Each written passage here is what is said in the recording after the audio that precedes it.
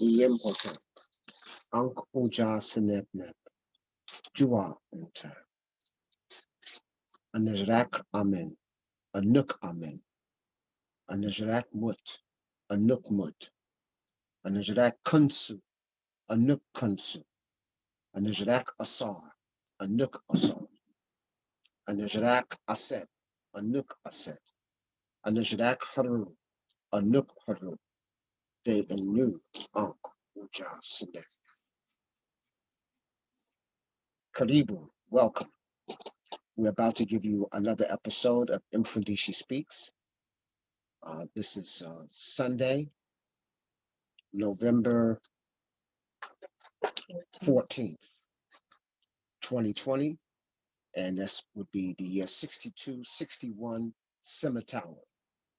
So we always have to put our time on here because we need to be defining things by our time. Today we had a museum trip to the Brooklyn Museum, and despite them trying to sabotage our event, we had a fantastic time. The Egyptian wing is on lockdown, meaning it's not available to people. And the African wing is in the basement. And believe it or not, they had on the first floor, they had about 3 African pieces. On the 5th floor, they had about 5 African pieces spread out, like one piece in each wing. And it was pretty pathetic in terms of them displaying African art. And so all of Africa was left out of the Brooklyn Museum, but we went and had a good time anyway. We saw the South Pacific, we saw Native American. And what I was able to do was show how in the South Pacific, many of the artwork is influenced by African art, and we saw African art within there. We saw African art within the South America, the Native Americans. We saw the assimilation of totems and things of that nature that would be used in Africa. We saw the zoomorphic figures, the same figures we would see in Africa, like the high priest wore leopard skin in Africa. And then in South America, he wore jaguar skin that looks like kind of a leopard.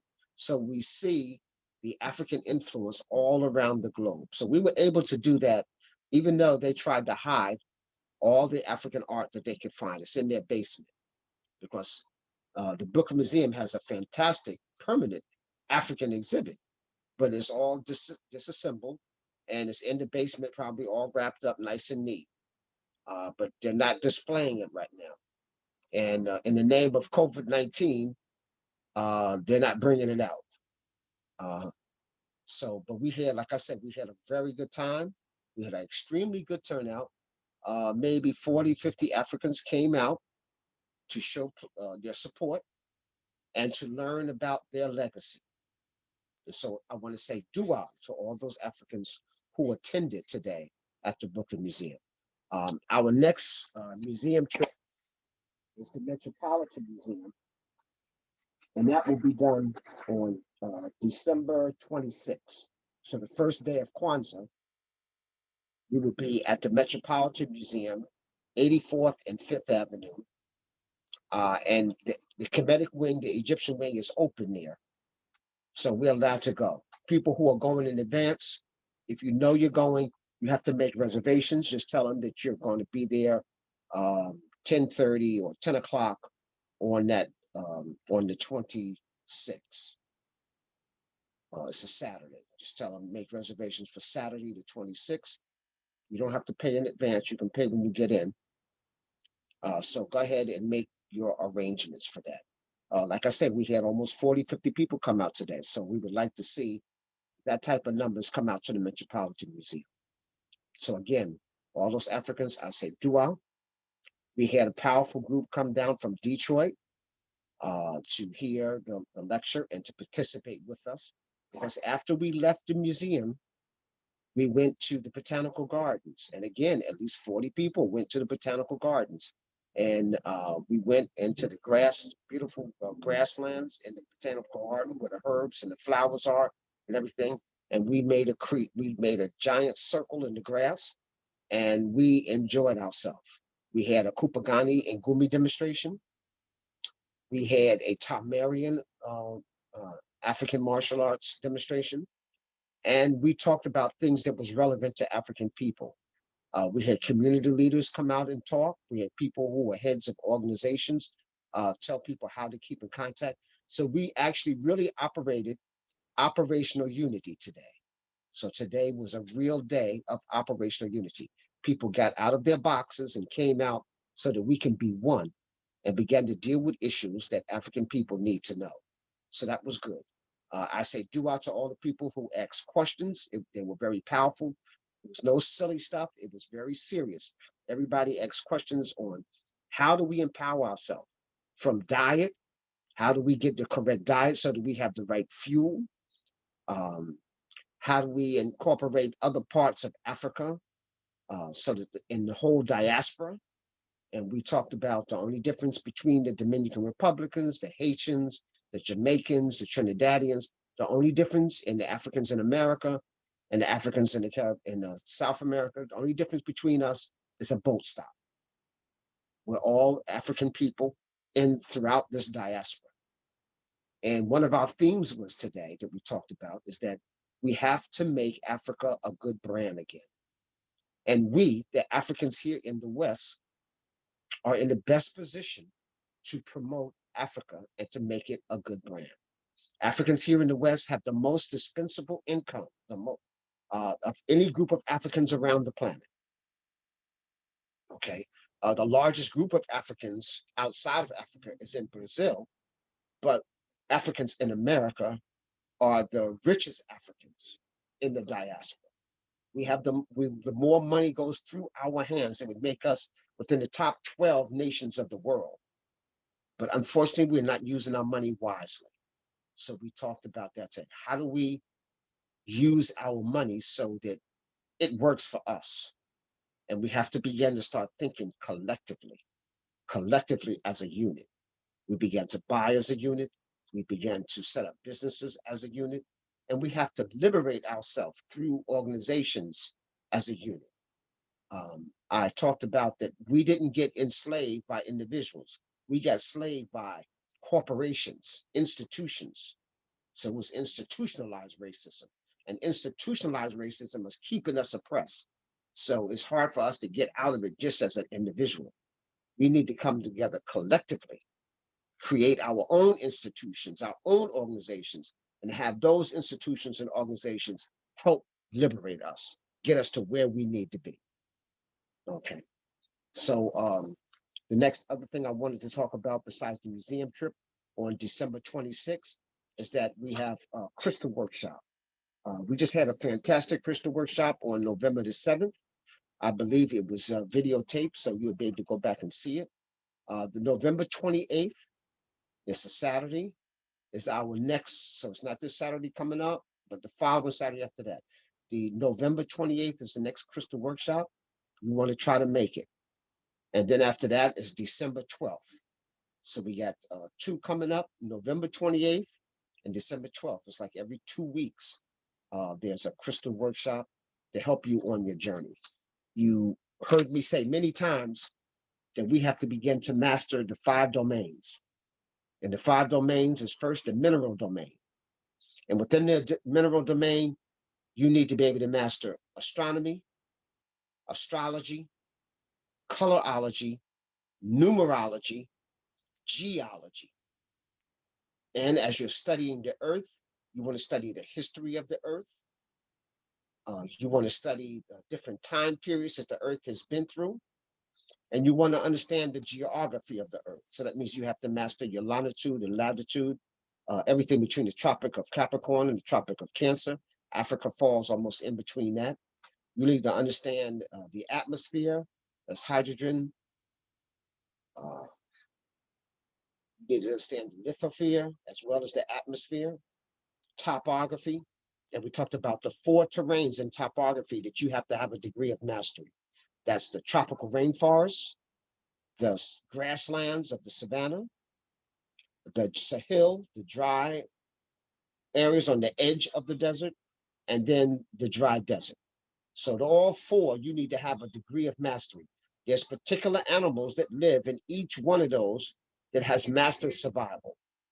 So if you want to know how to survive in those areas, you need to study the animals that are there. We need to study the plant life that is there. Okay. So mineralogy and chemistry. Mineralogy is the study of minerals and crystals. Okay. Chemistry is the study of elements and compounds. And so all of that's just a mineral domain. Remember, the sun is a mineral, the moon is a mineral, this earth is a mineral. And the stars are mineral.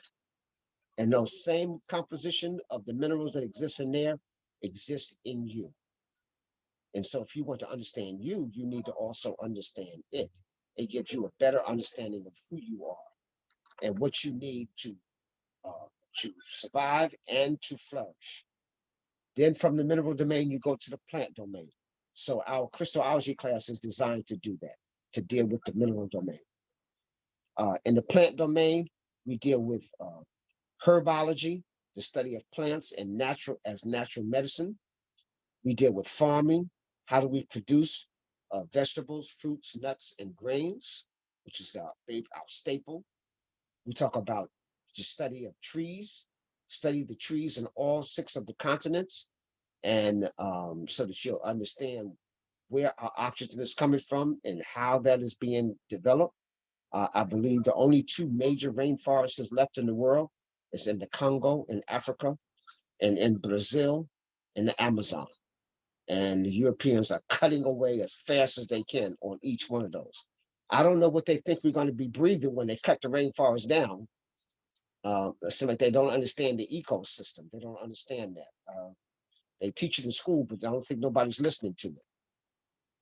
So we go from the plant domain, and then we go into the animal domain. And I explained in each one of those terrains before, whether it's the rainforest, the savanna, the Sahel, or the desert, we need to study the animals that exist in each of those areas. And I should have said the ocean also, the waterways. And so that's really the 5 terrain. So we need to study the ocean life as well as what's on land. In animals, this is one of the things how we get in touch with them. We study the 10 strongest animals in proportion to size. We study the best hunters. We study the most poisonous. We study the fastest on land and the fastest in the air. We also, what are the 10 largest animals and the 10 most feared animals. So that's an example of some of the things that you would be studying in the animal domain. And as you're studying how these animals survive in the savannah, it's going to teach you how to survive in the savannah. When we look at the animals in the desert and we see some of them are flourishing, we can study and mimic some of their behaviors. So that's why the animals are here to teach us. They're not our food source. The plants, the vegetation of the earth is our food source. The 4th domain is the human domain. And in the human domain, if we don't know the plants and the animals and the minerals, we're going to be extremely ignorant in the human domain because it feeds off of those other domains. So when you get into psychology, the study of the human mind and the human behavior, you see that it's an extension of the animal domain. So when we know why animals act the way they do, it gives us a good idea on why we act the way we act. I think one of the most major things is that we have more psychotic humans than there are psychotic animals. Psychotic animals cease to exist. Mother Nature eliminates them. But we got psychotic humans. The Matrix don't want to kill them right away because the Matrix will make so much money off of them. And so we got a lot of psychotic, confused people, but that's big business for the Matrix. And so this is fine. They like that. But we need to understand the psychology of the human mind and behavior, how it works. We know that you can only think 2 ways, either symptomatically or symbolically. And symptomatic thinking is innate to the human mind. Symbolic is something that has to be learned. And it doesn't have to be based on the truth. It could be something somebody made up. And you are learning that as a fact. when in reality it's an illusion. And so symbolic thought is ruling the world right now. So we're caught up in our ego taking the lead, and then we become extremely materialistic, and we don't even know what is versus what is not. Um, Homo sapiens are in a different division from other animal groups. We're supposed to be builders, tool makers, thinkers, using logic. Unfortunately, many of us are not doing that. Okay. We need to understand the time periods that humans have been in. So when we do that, we understand that we, African people, are the original people on this whole planet. And we were literally here millions of years before anybody else. There are 6 major hominoid groups of the human family, and all 6 groups existed on the African continent. Only 2 other groups outside the last 2 of the 6 migrated to other continents, but all 6 are on the African continent. We're the only one where all. It just shows you that humanity, as we know it, was developed on the African continent. Uh, we talk about within the human soul. We want to study that. In my book, Spiritual Warriors Are Healers, I have a chapter in there where we talk about the spirit and the soul and the 9 aspects of the soul. So you take your time and go into that. We talked about DNA. Our DNA is a download of information that is passed on to each generation via their parents.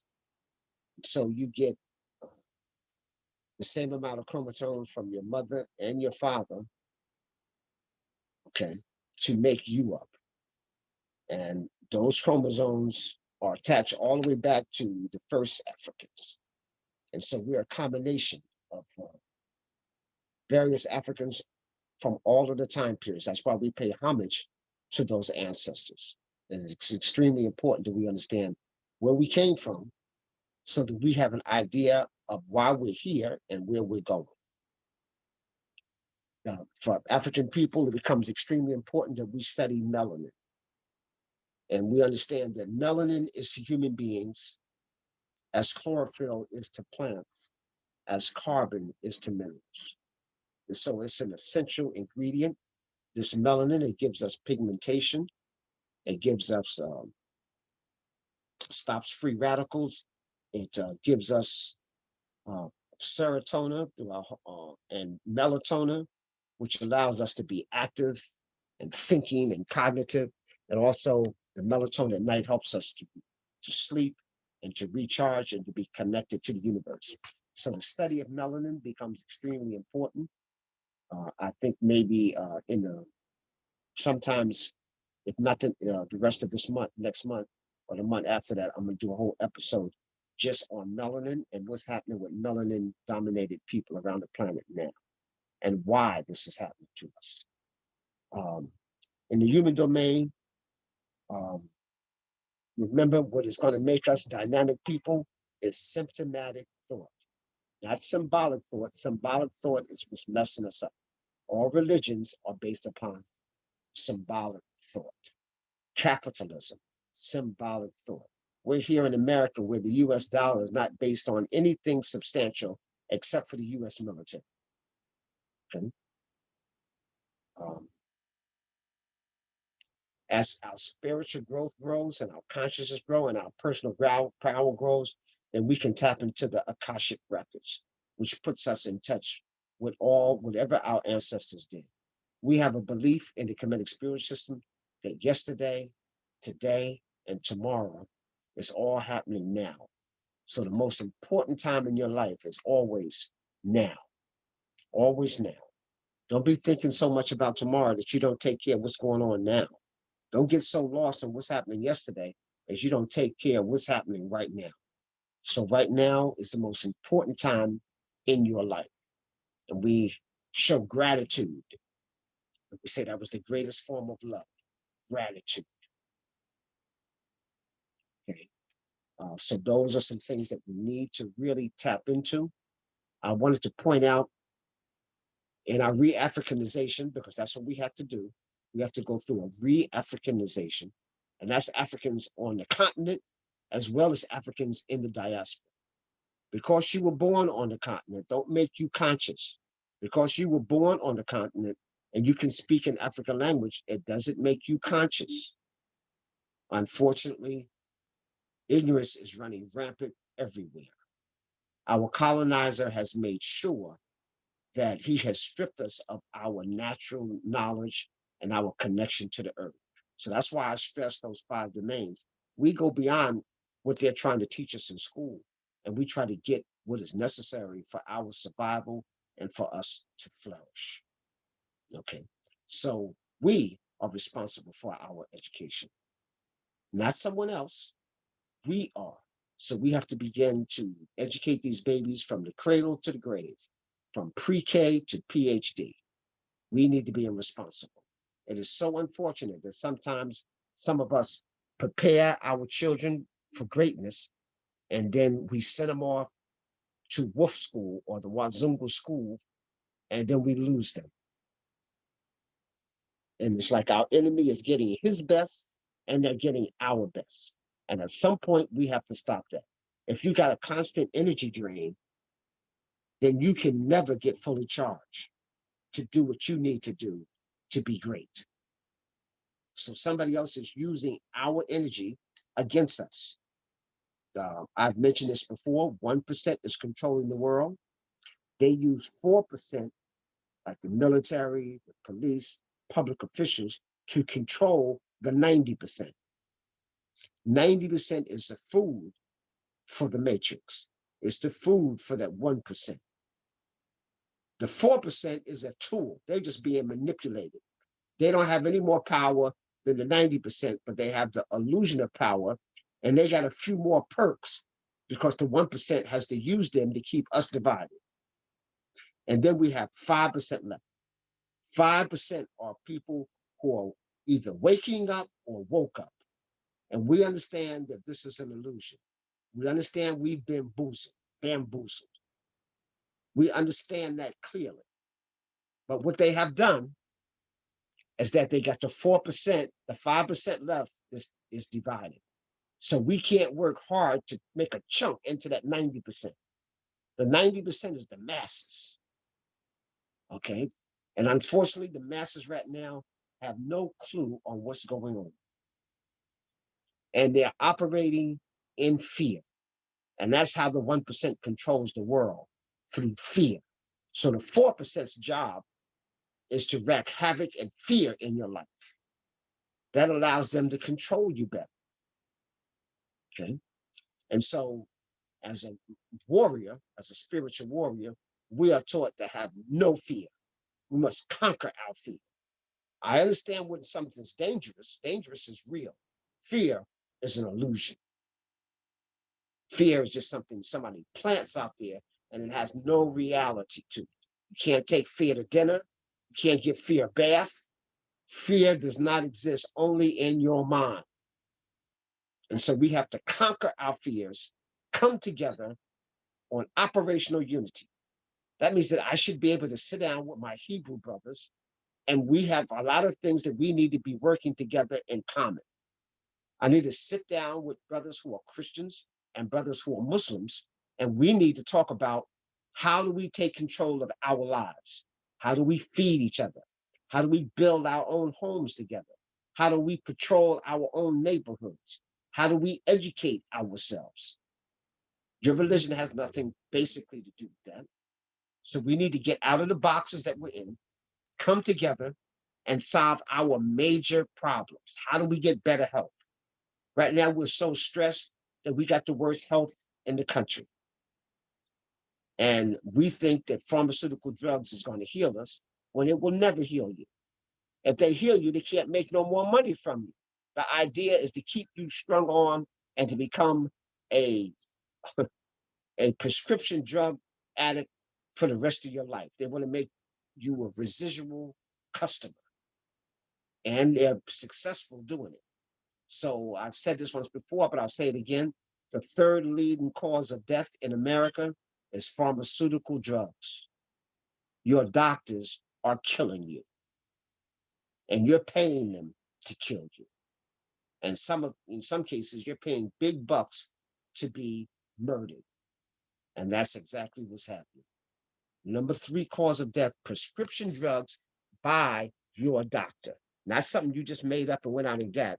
Your doctor prescribed it. So I just wanted us to be clear. We're living where this is a sickness industry. A sickness industry. It's not a healing or wellness industry. But within the sickness industry, we got healers and diviners working for our African system. So we got to go back to the ways of your great-grandmother, the ways of your great-great-grandfather. We were all herbalists. We all planted our food. So instead of having a beautiful lawn, you need to have some cabbages and some greens and some carrots and tomatoes growing out there. You can't eat the grass if they close Food Town or Whole Foods, but you can have your own food. We need to start thinking like that. I know what y'all are thinking. You want to imitate the Wazungu. They got pretty grass. You want pretty grass. No, you can have a pretty row of tomatoes. You can have a pretty row of collard greens. You can have a pretty row of cabbage.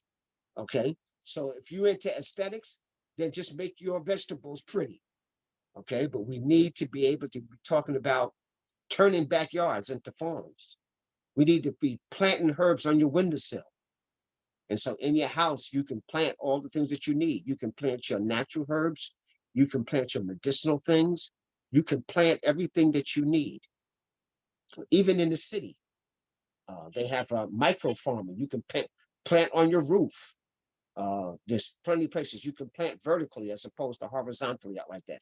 You can just go on the internet. We're living in the information age.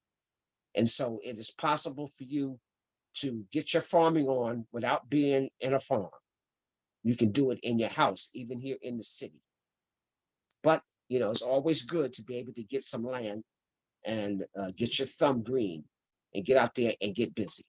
So now I wanted to go over just quickly the 12 points of new African spiritual warriors and the 12 points of African culture, of Re-Africanization of the culture.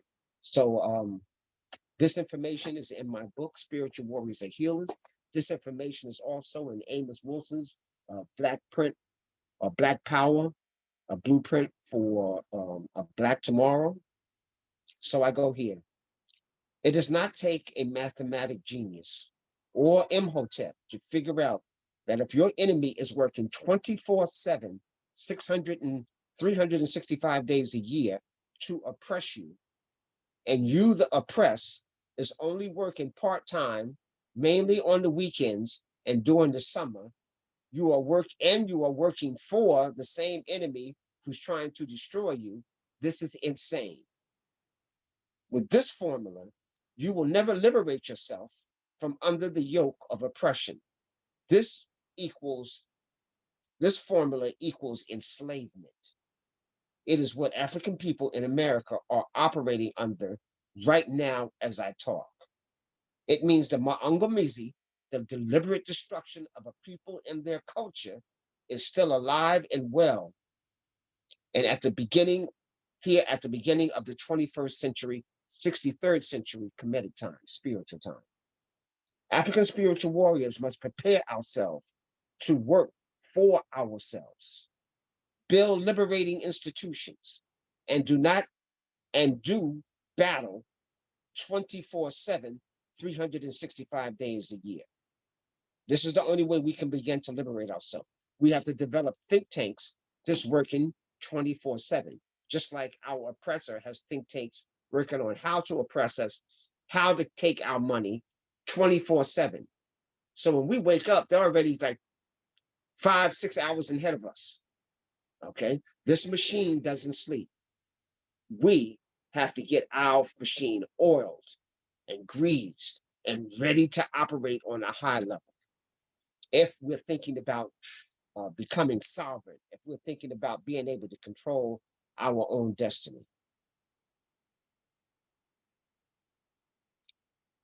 Okay, African men and women in the Kemetu, we have to prepare ourselves and prepare our children to do battle for our lives. Our lives are at stake. They thought they killed us. They thought they buried us, not knowing that we are the seeds that have grown and we are ready to sprout.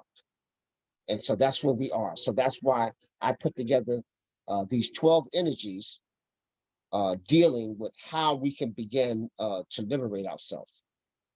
So the 12-point system is as follows. We have we have a well-developed, we have to well-develop to assist in our resurrection of energy, because nobody's coming to liberate us. Nobody's coming to save us, y'all. I know I saw somebody with a sign said Jesus is coming. Well, if he's coming, he's not coming to save us. He's not coming to save African people. African people are going to have to save themselves. And so now let me just tell you, what are these 12 points of re-Africanization that we have to deal with? Number one, believing in the nature as the all, the supreme being is all things. Somebody else has sold us a rotten bill of goods. Somebody else has taken away our spiritual identity and replaced it with a religion. And those religions are Judaism, Christianity, Islam, Buddhism, Hinduism, Shintoism. All of those isms are distractions from and enemies of the African culture and the African spirituality. If you're an enemy of yourself, it's impossible for you to flourish. And you don't need a PhD to figure that out. If you don't know your culture, then that means you're living in somebody else's culture. If you don't understand, if your deities and your personification of divinity don't look like you, then you will begin to hate yourself and start worshiping what those deities look like, the people that those deities look like. So that's the first thing. We understand that the creator is everywhere and it's inside of you. It's not a spookism God that we pray to. It's inside of you. And so you need that quiet time, 15, 20 minutes every day, so that you can go inside. Positive affirmation, where you charge yourself. Your words are power. And so when you get up in the morning, you do an affirmation of greatness. When you go to bed at night, you do an affirmation of greatness. If you get a chance during the day, high noon, do an affirmation of greatness. Remember, you are the ones you've been waiting for. So we got to take charge of ourselves spiritually first. That's number one. We got to believe that the nature is within us and you have no limitations. Only limitations you have is those you pose on yourself. Number two, we have to embrace an African-centered, Pan-African worldview. Any contract you go into, it has to be in favor of you. Anything dealing with African people, we have to take control of it. The Board of Education is tapped into the matrix. So the Board of Education is not going to write a syllabus that's going to liberate African people, because the matrix needs you to be a slave. The matrix needs you running after a job. The matrix needs you to be on unemployment. The matrix needs you to be on welfare. The matrix needs you to be needy in any category. Then you have to depend upon that matrix. So when I say this is the best of time and the worst of time, if you are sovereign, if you are independent, if you are entrepreneur, this is the best of times. If you depend upon the government and you're looking for a job, this is the worst of times. But all of that is within your domain. You have the ability to control which area you're going to be in. One who does for self and allows the self to take care of you, or one that depends upon the matrix to take care of you, who don't have your best interests at heart. You have a choice. So number three, maintaining an internal and external security and defense system. To develop something and not be able to protect it, it's like not having it at all. We have to begin to protect our communities. Everybody else guards and protects their community. You just can't come in their community and do anything. The African American community is the only community that anybody can come in and do anything. Anybody can come here and sell some stuff. Anybody can come here and pass out some flyers. Anybody can come into the Black community and do some stupid stuff.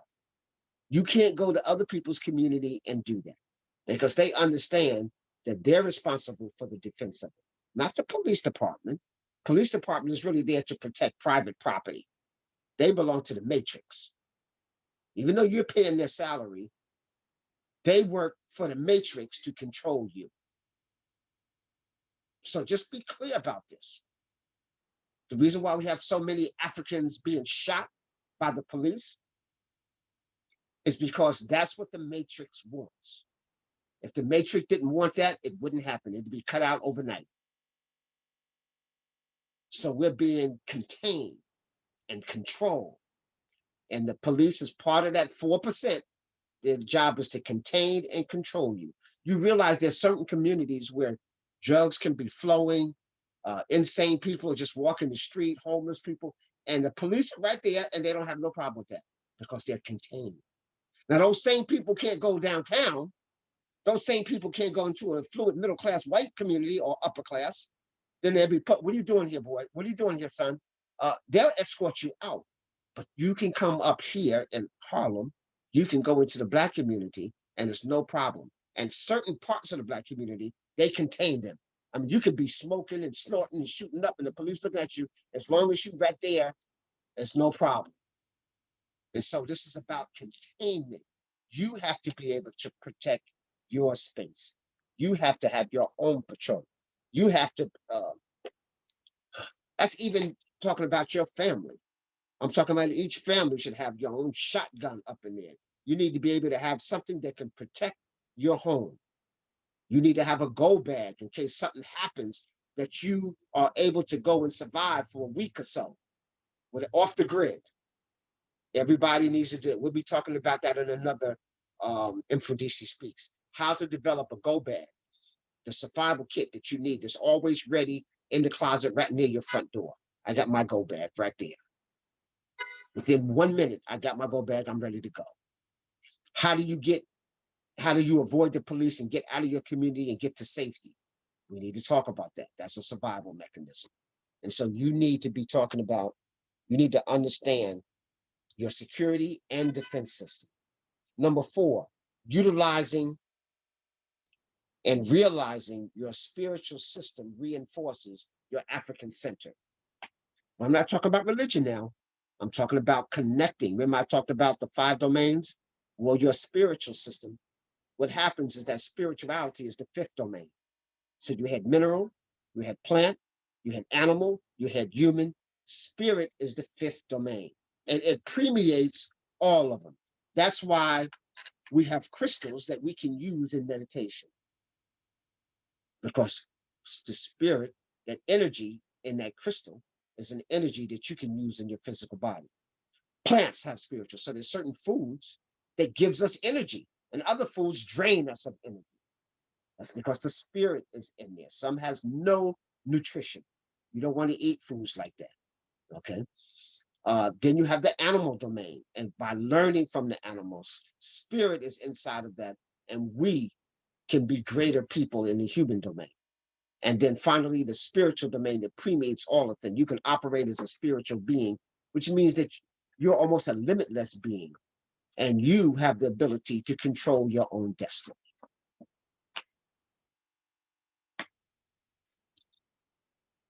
Number 6, establishing a Pan-African political governance. That means you have to have people who represent you with your best interests at heart, not your elected officials. I'm not telling you not to vote, continue that, but you need to have your own high priest. You need to have your own council of experts, your own council of elders, and your own council of sacred scribes that's giving you information. We have to do that. No one's going to give that to us. And then they help us with the governance of ourselves. And at the center of our governance has to be Ma'at. Ma'at, truth, justice, righteous, harmonious balance, reciprocity, right order. All of that has to be at the center of our governance. Right now, you know that's not at the center of our government. Believing and supporting the Unjama economy. We have a film out called Happy, and Happy talks about Black economics. Peace. Go see the movie. I also sell the movie on 125th Street, or you can go on my website and buy the movie, or go to happy.com, happyfilm.com, and you can order it there. But you need to understand how we're not talking about Black capitalism. We're talking about a Black economic Unjama, where we all benefit from our work. We don't give it out. We need to change, the dollar needs to change hands in the Black community 100 times before it leaves. We know right now it's only in our hands about 6 hours. So we're the most immature people when it comes to economics. We have to turn that around. We make a lot of money as a people, collectively. And the formula that they gave us, get a good education so you can get a good job, and antiquated. It's chaotic. It's a formula that's a caveman formula. We can't use that anymore.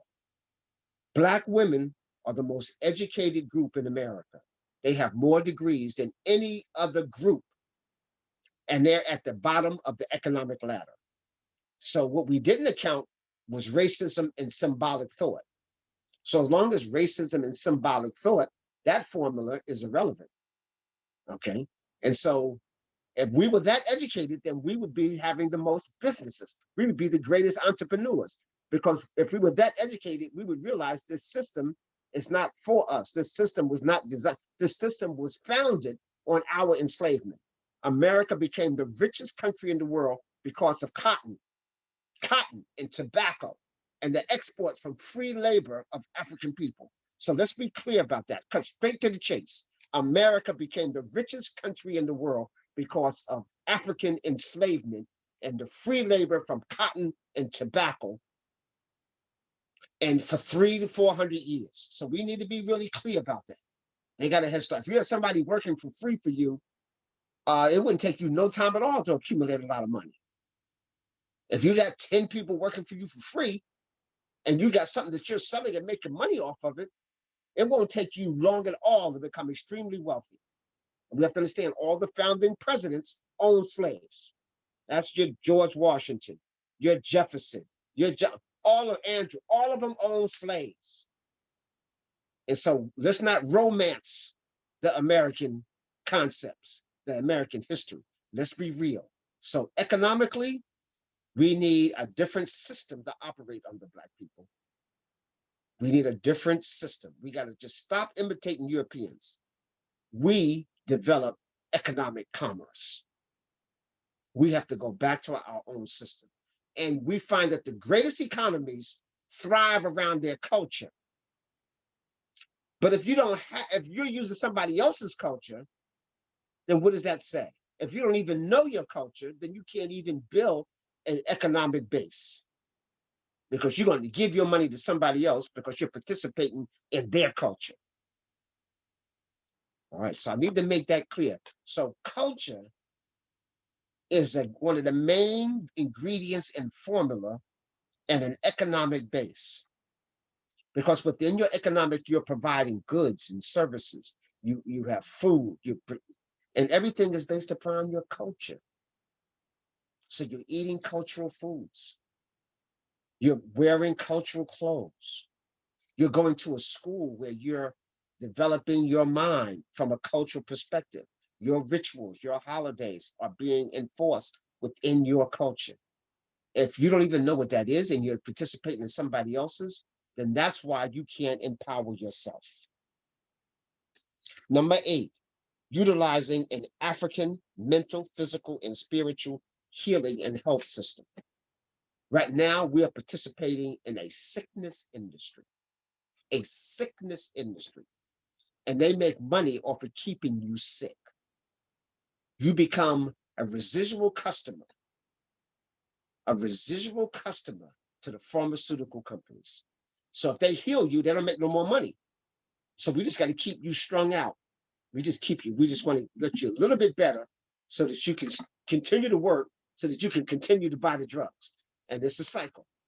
Okay. But that's what's in the mind. We have to become herbalists again. Remember, our food is our medicine. So the first thing we need to do is change our diet. That's the first thing you need to do. Change your diet if you want to take control of your health. Second thing, you need to drink plenty of good water. So after you change your diet of a plant-based diet, then you want you want to drink plenty of good water each day. Then you want to get a good exercise program. And then you want to be around people who are thinking healthy like you're thinking. And that's how you begin. And we continue to cultivate people becoming massage therapists, Reiki, yoga. You can continue to use those things to help keep our health in shape. Meditation, Kupagani Ngumi, Tamarian martial arts. You got to continue to do things that's going to cultivate your culture as well as cultivating your healing. Okay. That was 8 points. Now, the 9th point is community continuing the best of our ancient ways by enforcing the halls of Ma'at. I think I kind of talked about this. Ma'at has to be at the center of everything we do. So all our institutions has to be around Ma'at. Now, I don't want anybody to think that Mfundishi is anti-white. I'm just pro-black. I got friends who have white friends, and I don't have a problem with them. So I hope you understood that. Some of y'all will get that in the morning, but I'm not anti. I believe that black and white people can work together if we are in charge, and that the center of that governance is Ma'at. So if we're practicing Ma'at and African people are in charge of maintaining Ma'at, then black people, white people, brown people, yellow people, all of us can work together. But again, 2 ingredients. Ma'at has to be in the center, and African people have to be in charge. That's the only way we can work together. And they have proven that if they're in charge of us, we're in bad shape. And so that's not a theory, that's a fact. All one has to do, Malcolm used to tell us, history rewards all research. Point number 10, developing and cultivating an African-centered science and technology. Africans still make up more than 40% of all the patents and inventions in America. But we don't manufacture, distribute any of them. And so somebody just wait for you to invent the stuff, and then they just take your stuff and they manufacture it and print it, give you a couple of dollars. If you get anything, they're famous for not even just stealing our stuff. Then they manufacture it and sell it, and you get nothing. So that cycle has to stop. When we invent something, we need to benefit from it first. And then we want everybody to benefit from it. But African people, your family, your people should benefit from it first. Just think, Garrett Morgan invented the gas mask, which saved millions of lives in the war. He invented the traffic light. He sold it to General Electric for like $50,000, a one-time deal. They spend it off to hundreds of multi-million-dollar corporations, and none of that money goes back to black people. George Washington Carver developed this assembly line for Ford, got no money for it. No money came to Tuskegee Institute or to scholarships for black people.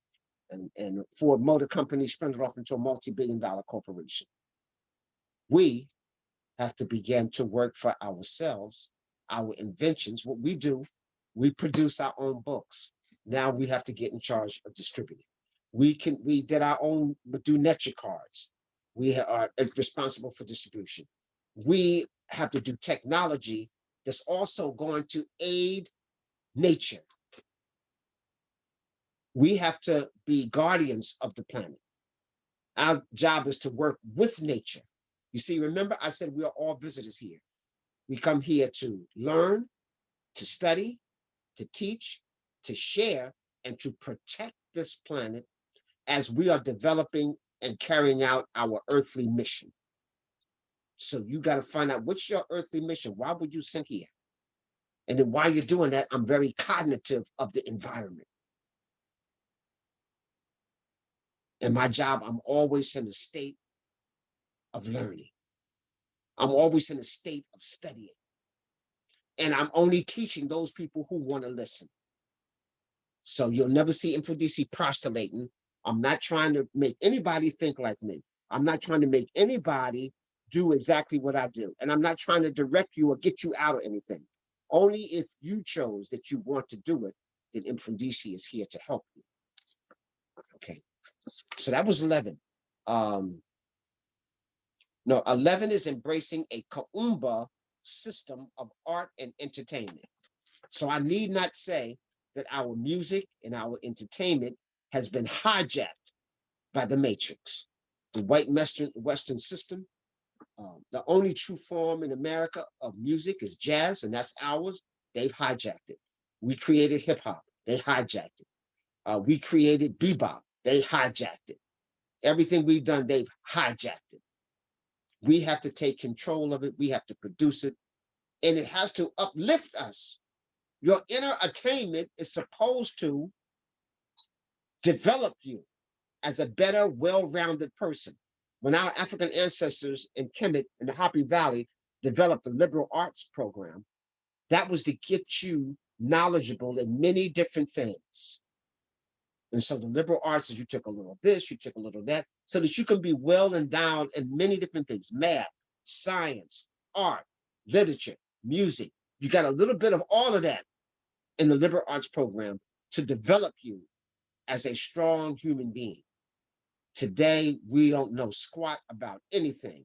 Only what the Matrix has taught us: eating wrong food, bad thoughts, and unfortunately, African people are having the worst health in America. All of that stress build up is breaking down your system. And number 12 is the Maungamizi Never Again Memorial System. Again, the Maungamizi means a deliberate destruction of a people and their culture.